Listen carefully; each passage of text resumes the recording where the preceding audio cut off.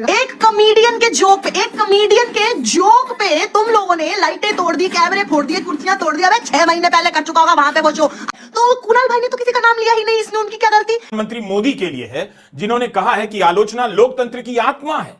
कुणाल कामरा को जिस तरह से धमकी दी गई है, एफआईआर की गई है, उससे कुणाल कामरा बिल्कुल नहीं डरे हैं।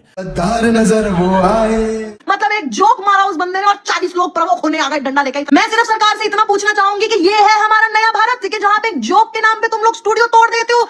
ये स्टूडियो तोड़ने वालों के ऊपर कोई केस कार्रवाई करोगे कि नहीं करोगे। किसी एक के साथ बेअदबी नहीं की है, नाम तक नहीं लिया किसी देवी देवता का, फिर भी आहत होने का तांडव मचाया जा रहा है। तब क्यों आहत होने की नौटंकी की जा रही है? यहां जो हो रहा है वही तो देश में हो रहा है या होने की आशंका।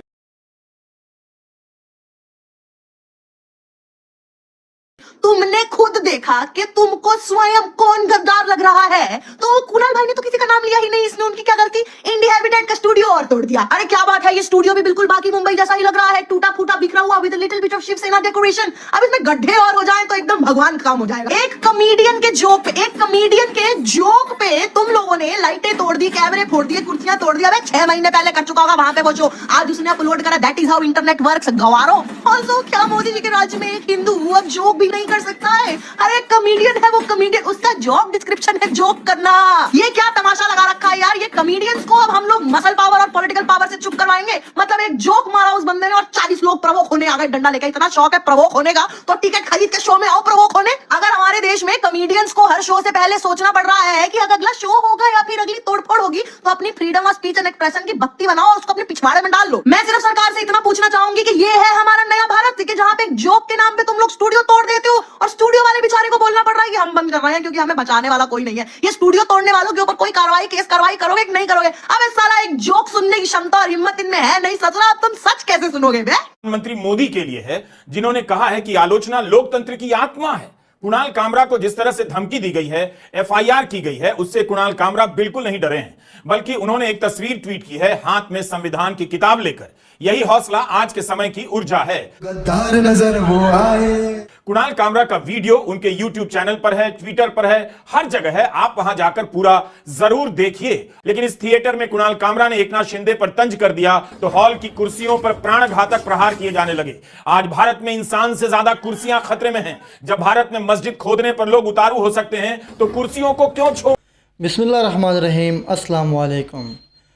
हमारे पड़ोसी में दुनिया की सबसे बड़ी जमहूरियत बसती है, जिसको इस वक्त रोल कर रहा है कि दुनिया का सबसे बड़ा जमहूरी शख्स नरेंद्र मोदी, जो ये कहता है कि इंटरव्यू में कि मेरे ऊपर तनकीद करना या हमारे ऊपर ये किसी भी पॉलिटिकल पर्सनालिटी पर तनकीद करना डेमोक्रेसी को बूस्ट करता है। लेकिन आज से 2 रोज़ पहले ये वाक़या सामने आया है कि हमारे पड़ोसी कहानी क्या है, भारत क्या वाकई दुनिया का सबसे बड़ी जमहूरियत है या फिर एक डेमोक्रेसी वाले ढोकौसले सिर्फ भारत के गोदी मीडिया पर ये अच्छे लगते हैं। आज की इस वीडियो में आपको ये डिटेल में सब कुछ बताएंगे। सबसे पहले हिस्ट्री में जानना बहुत ज़रूरी है। तो एक शिंदे कौन है, जिसके बारे में एक कॉमेडियन ने चंद ऐसे अल्फाज कहे हैं जो कि ना तो गटराइजा है और ना ही इसने शिंदे का नाम लिया है। इसी वजह से आता है कि आपको जल्दी बताते हैं कि एक नक्शिंदे कौन है और शिवसेना कौन है और ये शिवसेना 3 बार इसमें स्प्लिट कैसे हुई और इस वक्त भारतीय जनता पार्टी किस तरह लोगों को डराकर और अपने ही हिंदुओं को डराकर इन पर कैसे रोल करवाई जा रही है। लेकिन आगे बढ़ने से पहले इस चैनल को ज़रूर सब्सक्राइब कीजिए और ऐसी वीडियोस देखने के लिए हमारे चैनल को सब्सक्राइब कर लें और साथ ही बेल आइकन बटन को भी प्रेस कर दें ताकि हमारी हर आने वाली वीडियो का नोटिफिकेशन आपको मिलता रहे।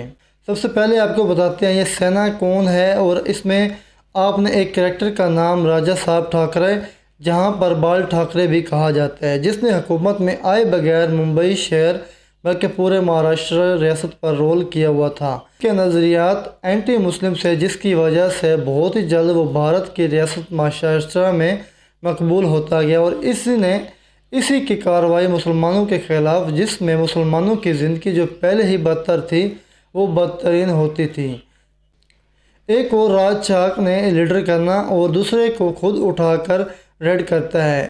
अपनी महाराष्ट्र में 2019 में सरकार बनाता है, तो जब सरकार बनता है तो इसके विचार यानी इसके जो ख्याल आता है बिल्कुल चेंज नज़र आते हैं। बाल ठाकरे की इस पॉलिटिक्स में जो कि एंटी मुस्लिम होती थी, यानी कि मुसलमानों को जितना दबाओगे इतना हिंदू तुम्हारी तरफ आएंगे। ये खुद भी मुसलमानों को साथ लेकर चलता है, यानी मुसलमानों की मसाजिद में जाता है, इनके साथ रोज़े खोलता दिखाई देता है और अगर कोई मसला हो तो मुसलमानों के बढ़ चढ़कर मदद करते हैं। और असम्बली के फ्लोर पर बर्मा के इस बात का इजहार करता है कि आज के बाद किसी भी मुस्लिम को महाराष्ट्र में तकलीफ़ हुई तो मैं अपनी तकलीफ़ समझूंगा। ठाकरे के मुसलमानों की तरफ जज्बात देखते हैं तो वो तो अपनी पूरी पॉलिटिक्स को ख़त्म होता इन्हें नज़र आती है। वो तो एक बाले ठाकरे का नौकर हुआ करता था, इसका चमचा हुआ करता था, इसके सैनिक हुआ करता था।